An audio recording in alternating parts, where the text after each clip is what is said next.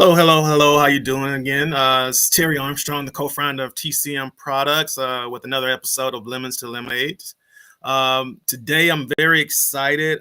We have a wonderful guest that I'm going to be bringing on, and we're going to really talk about some really cool stuff today. But before I get into that, first order of business, please subscribe to our YouTube channel, TCM Lifestyle Lemons to Lemonade. We really appreciate the following and the support you've given us, but please go ahead and subscribe, hit that subscribe button and share it to your friends and everything. Also, please follow us on Instagram and Facebook at tcmcollections.com, TCM Collections, and then also on Pinterest at TCM Lifestyle. We really are seeing an uptick in the amount of support you've given us on social, and we really appreciate that, and we really like the fact that you're engaging us on all our platforms. And finally, if you really like what we're talking about and you really want to be a part of our community and really have some input and provide some feedback on some of the things we're doing and our products, text us at 404-737-0937. That'll put you into our text community, and you'll get periodic text about things we got going on, events, as well as new announcements like new products. We're even planning on letting you be involved in picking our new products, packaging, and giving us feedback. Be part of the testing community that gives us feedback on what needs to be improved and what our products are doing and what you like and what you don't like. So once again, please just text us. Rance and I both respond to those when we see those. So, it'd be nice to have you as a part of that. And finally, if you ever want to try our products, tcmlifestyle.com is the perfect place to get them. We're also available on Amazon, Walmart.com, and other platforms like Zulily, as well as our own website. But all that's taken care of, and now I really want to get into the topic for today, and I'm going to bring in a very good friend, a wonderful lady, great friend of the family and everything, Vuyani Jones. Thank you for being here. Thank you for having me, Terry. Oh, no worries, no worries. You're blessing me with your presence, and I really appreciate it. The topic today is I'm gonna call it wealth management, financial planning, and that's very generic, but I think it's appropriate for this conversation and some of the things you're going to touch on today. But before we get into that, take a few minutes and just give people, you know what? Before I do that, I'm going to read your bio because you sent it over. So I want them to really know who they're dealing with. All right. So Vuyani has a legal background and worked within the financial services industry since 1998 for some of South Africa's largest financial services firms. Her experience spans across employee benefits consulting, investment management, and wealth management. Her previous roles include, but are not limited to, being an equity analyst and joint portfolio manager and head of institutional client servicing for one of South Africa's largest multi-management investment firms, and senior investment specialist and later head of family office for the then Barclays Africa Group Limited family office through APSA Wealth and Investment Management. During her tenure as the head of the family office and as a member of the company's executive committee, her division won top awards in South Africa as the best family office for internationally wealth families, right? Oh, I don't even think that's a mouthful, and that's a lot. And I didn't know you were that accomplished. I did not know. I could have guessed, but I didn't know. But hey, take a few minutes, tell the people about yourself and introduce yourself. Okay, thank you, Terry. Hi, everybody. So I'm Vu. That's what everybody refers to me as. I I grew up in Southern Africa. My mother is from a small country called Lesotho. My dad, South Africa. Really, that's really where most of my upbringing was in. I got exposed to the financial services industry early on in life. While I was still in college, I thought it was fascinating. Funnily enough, the first time I heard about equities and investing in equities and stocks was really when I was in college. I did not know about this until I was in college, and I was like, "What is that?" And so, from this one chance meeting, my trajectory of my life changed. I thought I was going to be a lawyer. And afterwards, Mm, after I heard about how people can make money from, buying stocks, I was like, I want to find out all about it. So I started and started at the bottom in terms of just being able to read financial statements, understand what they say, come up with my own projections, work within a team, take in everything else that's happening in the economy to come up with a view of what you think is going to happen with these companies. And mm, then I was approached by a large bank, and they said they wanted me to be part of that team. Um, Part of the work that I was doing there was really helping wealthy families. At that time, actually, it was still wealthy individuals. So let me mhm. say executives. We call them high net worth individuals to Okay. build these equity portfolios. Typically, I'd say mainly equities, but it was also included other asset classes, bonds and cash and the likes. Mhm. Um, and then later on, I'm going to jump a couple of years, but later on, I moved from just helping just your what I call your rich clients to now Mhm. moving to helping wealthy families. The wealthy families was really the strategy was not just about helping them on what to invest. It was also about creating a multi-generational strategy for them. So 100-year succession plans. Oh, Because we actually understood that um, as a rich person, I can lose my money and it doesn't really have that much of an impact on the greater society. But extremely wealthy families, and when I'm talking about wealthy families, I'm talking about families with a net asset value, meaning if you take the assets, you remove and you say less the liabilities, all the mhm. things you owe, there should be an amount which is left over there. And the minimum that I would look at in terms of clients that I'd look to assist would be clients who'd had more than $50 million available.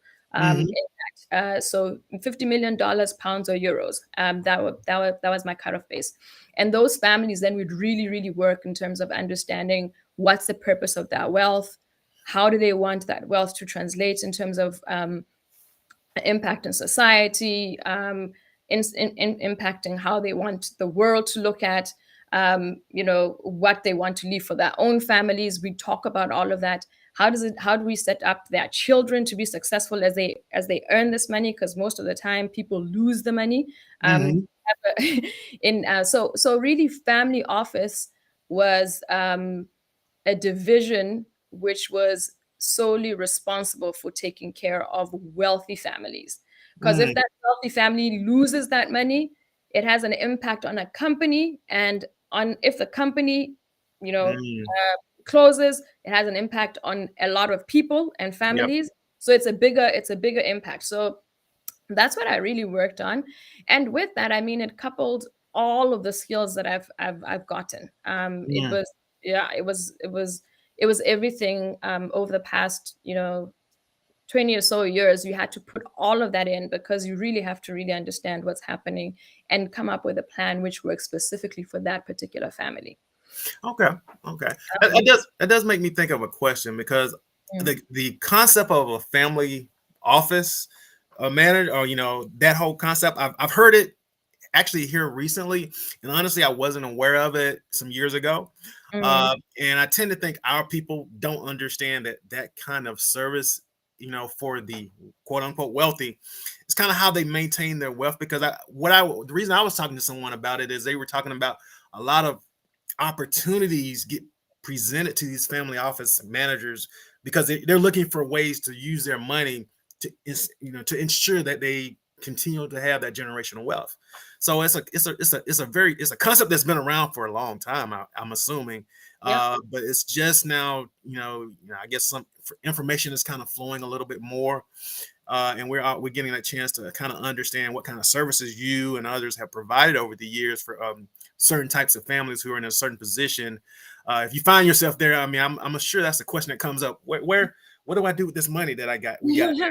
Besides Yeah, spending, the easiest thing is to try to start spending it. But what do you do with exactly. it? Yeah. And the reality with it is that once once you once you start to actually understand what's happening, you'll see that I always say that there's this, and this could be a controversial statement, but there's this Hmm. fallacy that if a lot of people look at wealth management as investment management, right? Mm, mhm, They think if I've got a portfolio, I've got some bonds, equities, whatever, and I'm doing my business and I'm doing all those things, I'm going to be okay. I've left a will. I've put a trust for my children. All those little things, they think it's okay, but really, what we found is that at the core of wealth management, wealth is actually about the mindset, right? mm, It's the psychology behind it, because most of the time you can come up with the best lawyers, the best, tax specialists, and all of that. But if your children, if mm, your beneficiaries are not ready to get mm, that wealth, right? Imagine if you just walk in, Terry, minding your business, and then Lord forbid, you lose your parents, you find out that, oh, you are worth a couple of billions, mhm. you could potentially lose your mind. Yes, yeah, And usually it has actually happened where you see these families where parents have worked really hard to create a legacy for their children, and something happens, the children inherit that money, and they're gone within 10 years. They've lost control of that, and that mm. happens in 90% of all wealth transfer Wow, across wow, the base. 90% of all wealth transfer, the next generation tends to lose that money. They're not wow. ready. They're not So, ready. Ooh. yeah. So when you actually think about wealth management, right, in its truest form, in its best form, it's beyond all that structural issues. Also dealing with the psychology of money, Mhm, right? And so I've seen, like, basic things which I think that are relevant for your everybody. It's relevant for anybody. You don't have to be a billionaire to start applying some of the things that we were doing mm, for these wealthy families, and we're going to get into it a little bit more.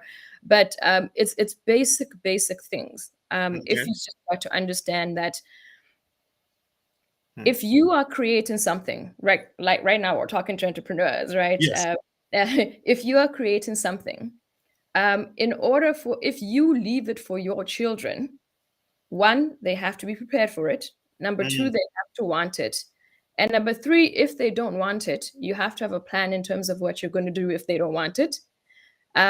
Number four is that you have to start getting them very early to also try and create wealth, because we mm, found that really, like, extreme wealth is only created by one individual, um, for a major family. mhm, It won't. So what you need to do is that you need to replicate that, because if you are the only person who's creating millions or billions, and mhm, you end up having six children, and you leave that million or billion, it's mhm. divided by six people.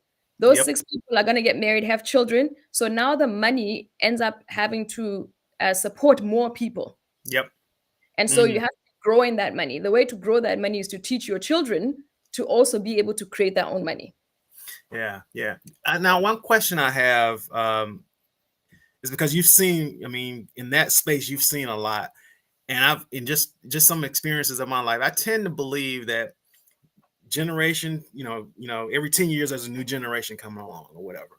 Um, the better you do, the less prepared the generations. A lot of times there's a possibility they're less prepared because they don't have that hunger for success, for building something that the matriarch or patriarch or matriarch had at that time, who Mm. did it, and they want their family, they want their heirs to really want that as well. But a lot of times it just doesn't work out that way, right? It's just the kids, the grandkids, they view money differently, right? They view, they don't mind risky ideas because quite frankly, they didn't have to work for it. Yeah, yeah. You know what I mean? So they take a little bit more risk. Some of them pay off, some of them don't. But have you seen some of that, through your years? So we had a saying which, before, and you'll hear a lot of wealth managers talk about it. They say the first generation creates a wealth, Mm, the second generation maintains the wealth, and the third generation dissipates the wealth. wow. Right? Yeah. So what you need to do, as I said before, is always try to being recreating first generations, Yes. Yeah. right? Yeah. Creating entrepreneurs, inculcating that at a very young age with children. Of course, all of these things matter, right? Mm-hmm. But I really think that when I look at equities and I look at all these things, what they really drive is what the trend is, what's Mm, happening. Because just because your business is relevant right now, mhm, you need to make sure that it's proof. It's what I call disruptive proof, right? mhm, It has to be as solid in that it will still be around later on. mhm, And you've seen what has happened to, imagine a family which was dominating the market because they happened to um, develop pictures, mhm. right? Yeah, Right now, everybody's like, I'm going to take a picture on my phone, right? yeah. So you just have to ensure that you're keeping up to date with what's happening. Because if you don't keep your business up to date with what's happening, what tends to happen is that you lose market share, Mhm, you lose your clients and all of that. And so there's lots of trends that I've realized that it's not just about having a great business; it's about having a great business which is dynamic and which is mm, able to change with the times, right? mhm. And adapt to all of the technology that's happening right now. Yep. Um, so you're right. The younger children, the younger generation. I look at my kids, completely different. The things that they look at. Yours Um, and mine. very different. But the challenge is for me to actually sit back and say, hey, what is happening here? And Mhm, how do I make sure that I teach my children at a young age to not be consumers, but producers of whatever mm. it is that they may like? Yeah, that's a tough one, isn't it? Because, naturally as parents, we tend to choose to give them a lot.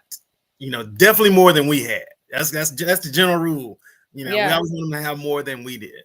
The problem yeah, is, that's the stuff they want is more expensive. If they don't go out there and work for it, then they don't really understand money. To your point, they don't understand money like we understand money. And I always think that psychology that we're creating, it's where does it end? It can force them down a path that, oh, they won't ever understand the value that it takes, the time and resources, the value to get to this point because they've been given, maybe not a lot, but enough that they're very comfortable that hunger is never in their belly. You know what I mean? yeah, It's just yeah. strange. We talk about how we cripple your children. You cripple your children from wanting to have their own thing. And in actual fact, when you think about it, you have to encourage them to Mm, want to create. And I say in anything that they're doing. So for instance, I'll give you an example. My son loves drawing, right? mhm, He loves drawing. He's always sketching things everywhere. And a few months ago, I was like, hey, let me get this. Let me get an upgraded iPad with mhm. with the what is it? These digital pens and whatever. I Yeah. was like, start drawing your art in this iPad. I don't want you to do it anymore on papers because there's papers Mhm, everywhere. And then we looked at the art and it was really, really good. And mm, I said, what can we do with this art? Right? mm. Because he enjoys doing he does it all the time. And I Yep. was like, there's NFTs right now. Yeah. And we'll Mm, get into that a little bit. I was like, there's NFTs. And I was like, actually, maybe we can convert this into NFT, let him mhm, see himself selling this and making money from it. And then mhm. so it's things like that. We have our children wanting these video games and they play these video games like crazy. And I'm like, oh, let's look for an NFT Yep. which is within the gaming side. Because then, as much as they're playing, they're actually contributing to the ecosystem where it's part of something that they own themselves, right? Gotcha, gotcha. So Yeah. I think it's being intentional around what we're spending on in order to ensure show your kids that it's not only just about enjoying that thing, but you can actually make a living out of it. You can make anything. Mhm, I don't necessarily. I'm not against you giving your kids stuff, but mhm. it's around how much is enough, and then Yes. how do you also still drive that um, ability for them to really, really want something. And one of the things which I learned with these extremely wealthy families is that typically, their kids don't get everything. Mm, mhm. You Yeah. look at Warren Buffett, he says he's not leaving anything to his children, right? He's Yeah. given them, he's equipped them with enough. And so, really, when you think about the wealth, it's around the intellectual wealth that's there within the family. Mhm. For Yeah. your children to be able to say, I've seen my dad do it. I know I can do it, but I can do it my way with something that I'm passionate about. Yeah. Yeah. That's a good point. Or they can say, I want to support my dad because I'm passionate about what he's doing. Mhm. But they have to be recreating that, or you are going to get to that cycle, which I call the rags to riches to Yeah. rags to riches to rags again, in 3 generations, and you don't want to be doing that. Yeah. That's true. That's true. Well, you brought it up, so let's talk crypto, NFTs, and everything in that space. So, one of my first questions is how important is crypto and NFTs and all of this stuff, digital currencies, to wealth building going forward? You know, in your opinion. Terry, I think it's extremely important, Okay. extremely. And I'll tell you what I'm picking up, because we look at trends, right? What I'm Mhm. picking up is, and I'll share this story with you guys. In Okay. 2012, I went to a meeting. I was going to meet up with one of my families, and they were in Geneva. And while I was in that meeting, I usually meet with all the different generations. I met with the youngest son, and he Mhm. must have been around 17 at the time, 17, 8, and 18. And he Mm. was like, hey, what do you think? Have you looked at this crypto thing? And I Mm. was like, hmm. And he's like, what do you think of Bitcoin? And he was like, I'm gonna tell you something. You really, really need to start buying some Bitcoin. Mm. So of course, I'm in the corporate world. I'm working for a large global bank. Uh, Mhm. very well regarded. We've got an investment team and a chief investment officer, all of that. And I get back to the office, to the Geneva team, and I said, guys, what do you guys think of this Bitcoin thing? And everybody in the floor was like, it's a scam. Just Mm. don't even look at that, right? Mm. Like, this is interesting. And I'm generally contrarian. So I usually go and challenge and look at Yeah. what do people say. So I said, let me go and look at this thing. And I went and read the white paper for Bitcoin. Mm. And I thought, this is fascinating. I never it was turning things around in terms of how I perceive how you manage money and all of that, that it's not controlled by anybody. Mm. It's produced by these computers. It just, I was like, oh, okay. Um, and and so after a while, I went and I was asking all the people I know within the industry, what do you guys think about this Bitcoin thing? And everybody was like, nah, that thing is a scam. But something told me that this is I should look at it. So, anyways, long story short is that I bought some in Mm. 2012, $15. Mm. Completely forgot about it. Wake up in 2020 and it's at 40 something, $42,000. Okay. And I'm like, what happened? And I remember being fascinated, but I was in the traditional banking sector. And so I Mhm. couldn't get out of that thinking that the way that the world is going to work within from a banking perspective is just that. But you have to look at how the world is changing. And I Mm. look at things like, we never thought that people would be sharing rides and Uber would exist. Yep. Never, we never thought that you'd never need to be taking a camera anywhere, because you'd have your phone, and then your phone would be everything. You could take pictures, send emails, have conversations. You could do everything with that phone. And imagine how it's impacted all these other industries which were operating by themselves. Before, in the 80s, 90s, I'd have to go with a camera, a radio, all of those things, the things which I have all in one phone, right? Yep. Mm. So my theory in terms of crypto and digital assets is that, in the same way we've seen, I give a classic example of music. We've seen music move from your turntables to your cassettes to Mhm. your CDs to your MP3 players, and then now you just stream. You just get it. You just you download your music and you're good, right? You Mhm. don't even buy all of that thing. I think that the way that we're going to be transacting is Mm. also moving into that. And a lot of people look at crypto as something so foreign. And I say we're already digitally transacting. We're already doing transactions where we're not holding the physical cash. Yes, it's Mhm. in the background, but we're already doing so the same way that we've gone through starting with bartering, Yep. where people used to buy something, you give me your jacket, I'll give you my pants, right?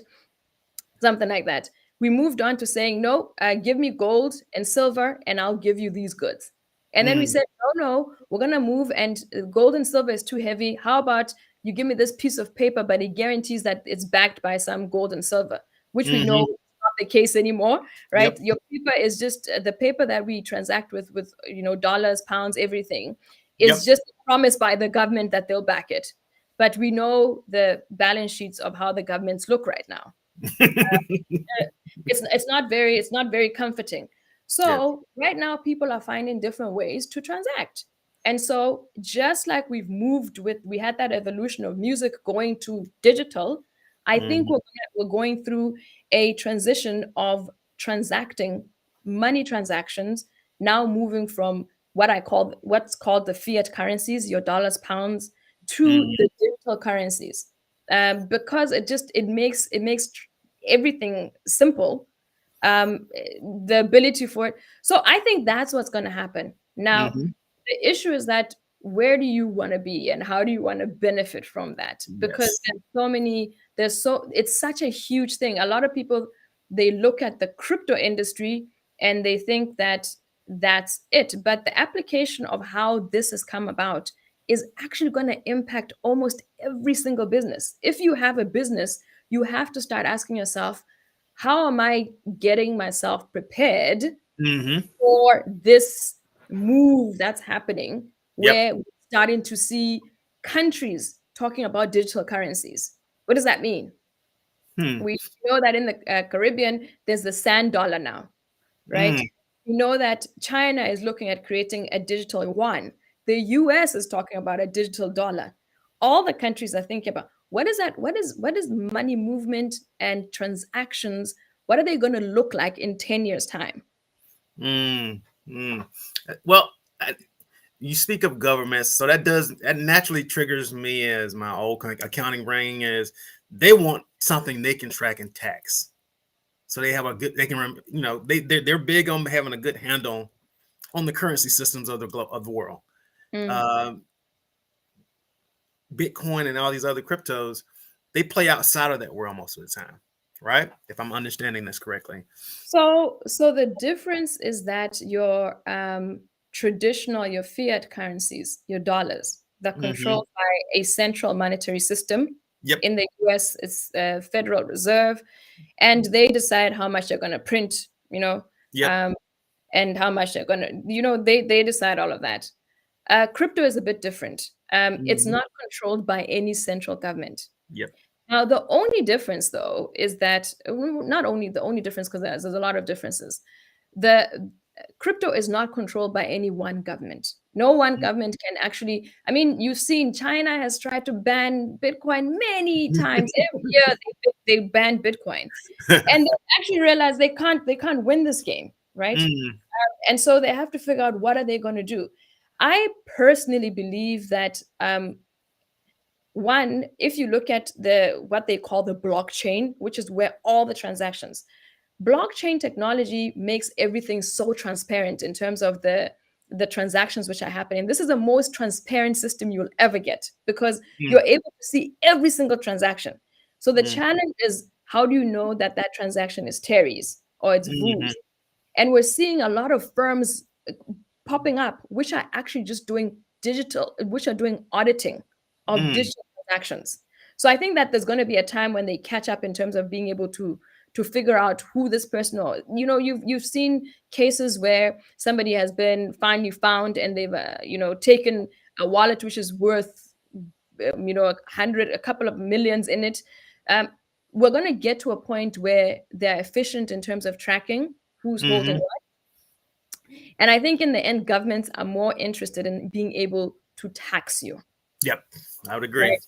So the issue with the friction, also the big friction with governments and crypto has been that they haven't been able to track who is doing crypto and how do we tax it, right? Yes. Yeah. Yeah. They're developing all of those things. The technology itself will continue to go on as it Mm-hmm. does. Okay. Um, Huh. but it does put the current banking sector, which Mm-hmm. relied on a system um, based on the traditional banking system, at risk. So you Mm-hmm. think of your bank. Your bank relies on you taking your fiat, your Yep. dollars.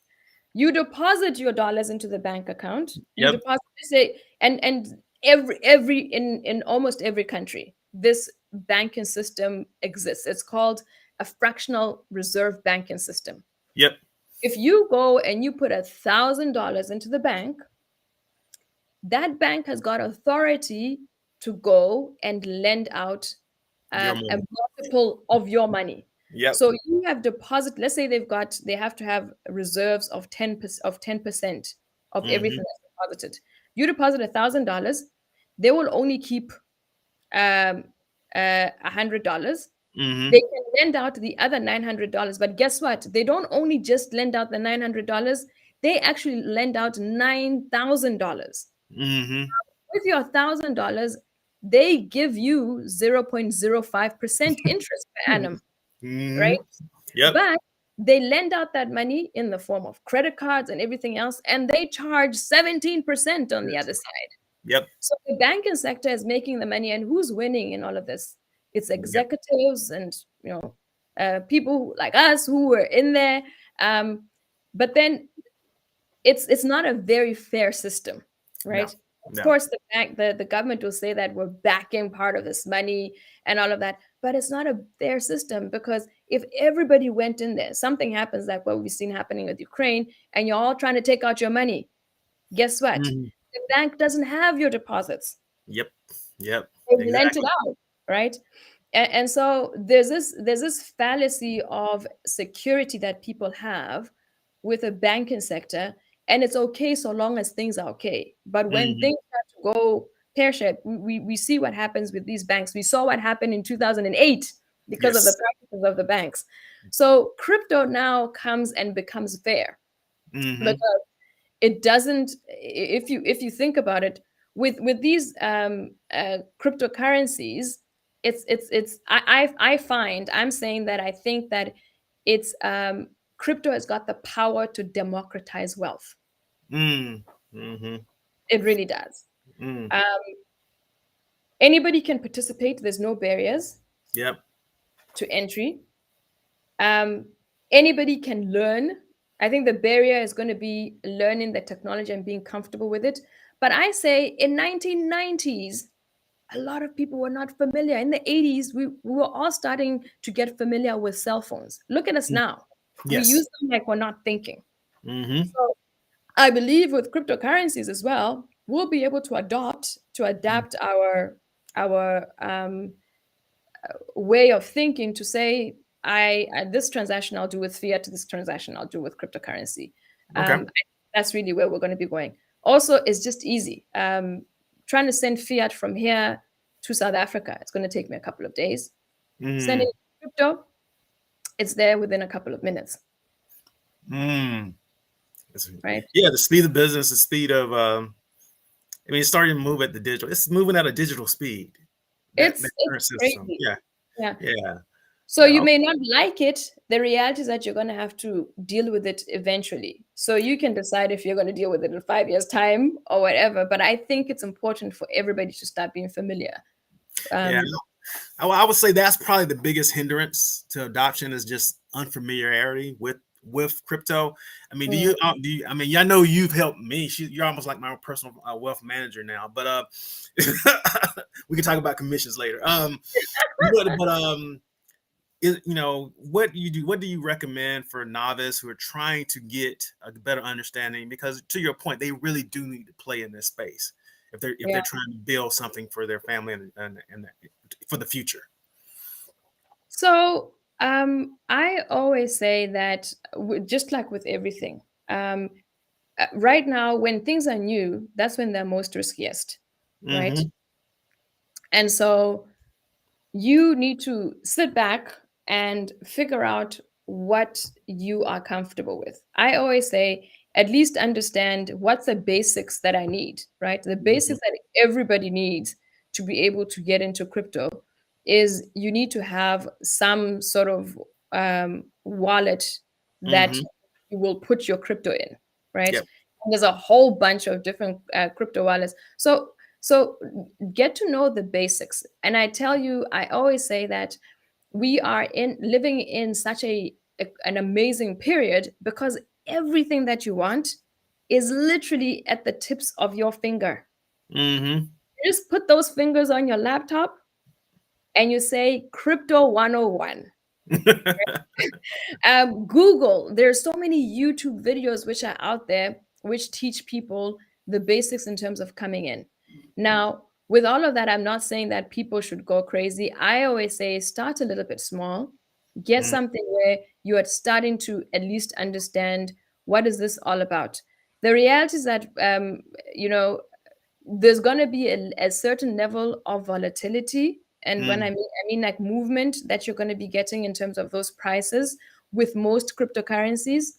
There are cryptocurrencies which are one for one pegged to the dollar, so it doesn't really move, right? mhm, However, there are others where, like your Bitcoin, your Ethereums, and all of that, where the price does move.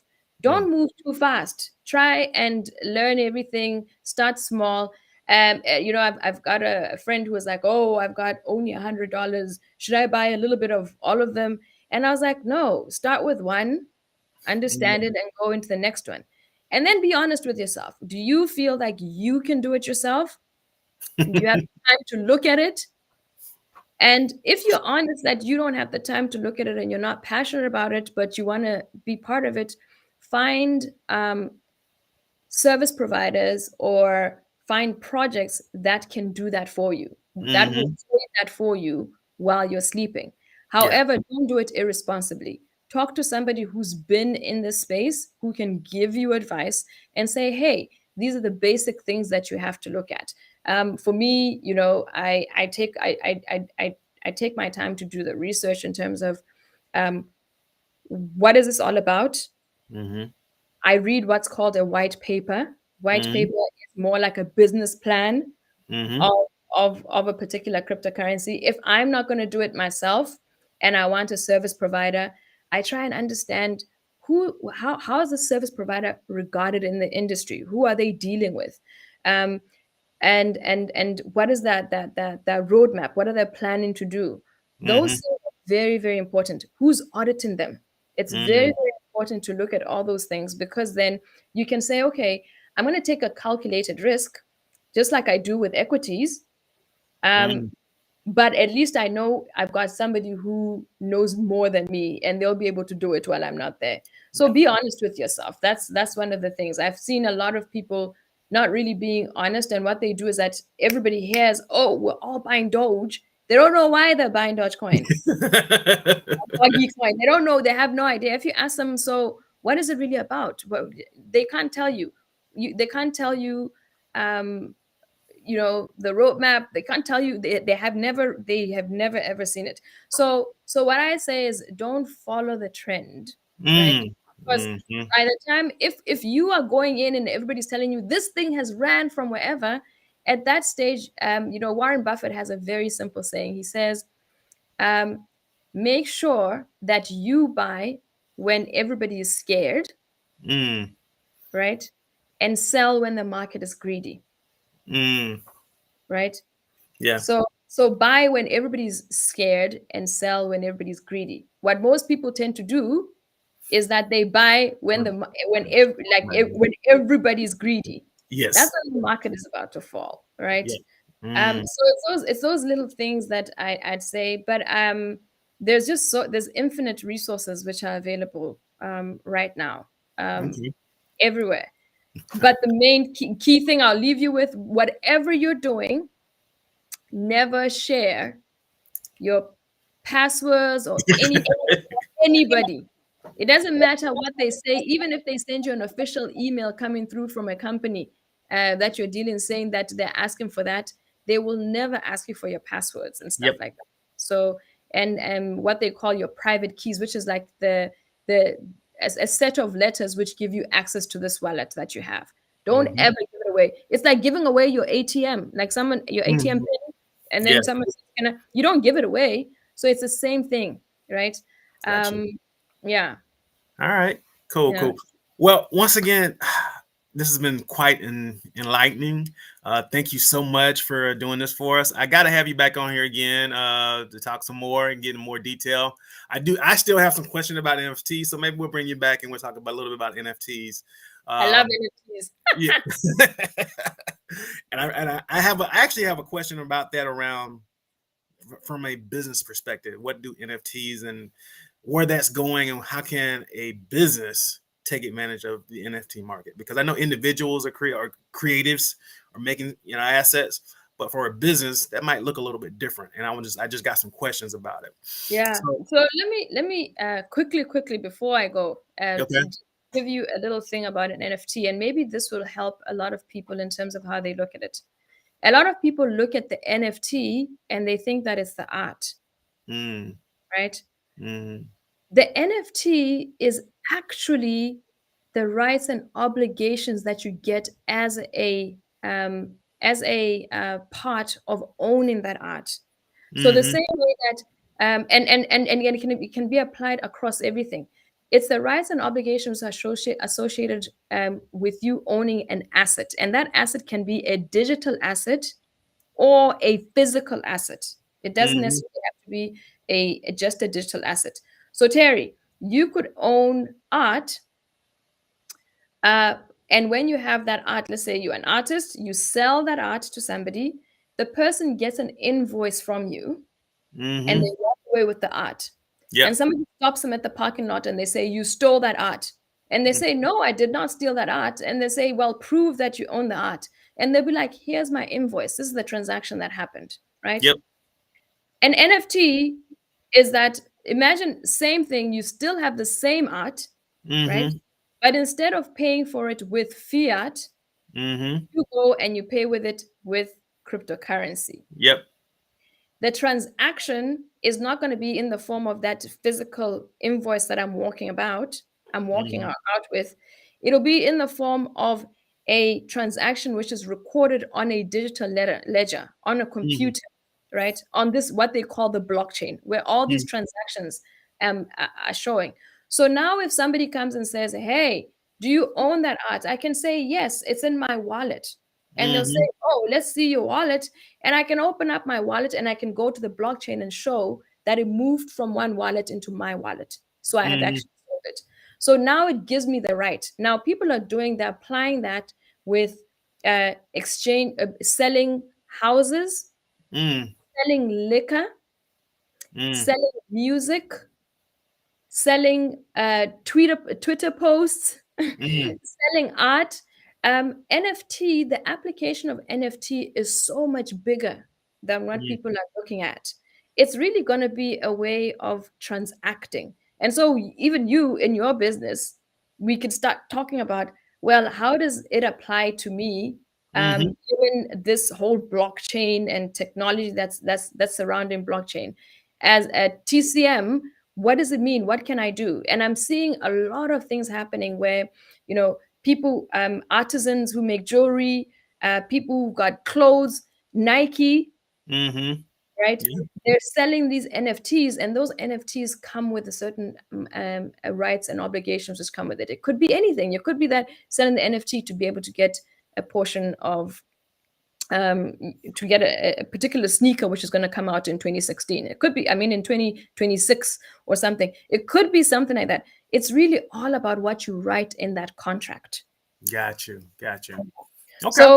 So don't be afraid of it. Yeah, Everybody yeah. can apply it in their Mhm, own things. I've seen guys who are barbers mhm. who have worked with a project come up with hairstyles, and if those hairstyles are used in the video games that our children are playing, Yep. right? They collab with them. If those hairstyles are used in any video games that they're playing, and they've done, what they work with certain projects, they get royalties. That is what I'm talking about. So, Okay. you create something and it gets used in an environment, a game environment or a VR environment or whatever. You have a right to be compensated for that. Basically, is what you're telling me. Okay, Yeah. that's Yeah. where I was trying to get to. Yeah. Okay. So it's a whole topic altogether. Like right now, we've literally just touched on the surface of Yes. everything. This is a discussion in its own, but it's just so fascinating and interesting. Gotcha. Gotcha. Gotcha. Well, I'm not gonna hold you up anymore. I think we've gotten our money's worth today. If there was some money involved, some crypto involved. But thank you so much for sharing some information with me and the people who are our followers. Once again, I really look forward to having you back on here to talk about some other things again. And it's really been a pleasure, and I really appreciate it. Thank you so much. Thank you for having me, Terry. Okay. If anyone wants to follow you or anything like that, do you have a IG page or LinkedIn page that you want to share with anyone? So, I've just started going back again and being active on Twitter. Okay. But my Twitter page is really, I'm focusing on empowering people with crypto news and Okay. digital art and NFTs and stuff like that. So I've just started doing that right now. Funny enough, because of my ex profession, which Hmm. was family office, I was always very, very quiet about what I was doing because privacy was quite important. So Yeah. just opening up and starting to talk about, share with people all the knowledge that I have. So right now I've just started on Twitter. So you can get me on @VooJones. Is just that simple. Okay. Um, you can follow me there, and you'll see that I'll post some stuff as well. And really, that's the main place that you can find me. And then apart from that, I'm there on LinkedIn and all the other places which are there. Yeah. So Okay. Cool. Cool. Once again, thank you so much to our listeners. Once again, please subscribe to our YouTube channel, Lemons and Lemonade TCM Lifestyle. Also, please follow us on IG and Facebook at TCM Collection and Pinterest at TCM Lifestyle. And then don't forget about our text community, 404-737-0937. Once again, I'm Terry Armstrong, one of the co-founders of TCM. Thank you, Vianney Jones, for so much for being here with us. And next week, we'll see what we have to bring to talk about with you in a few months. Okay.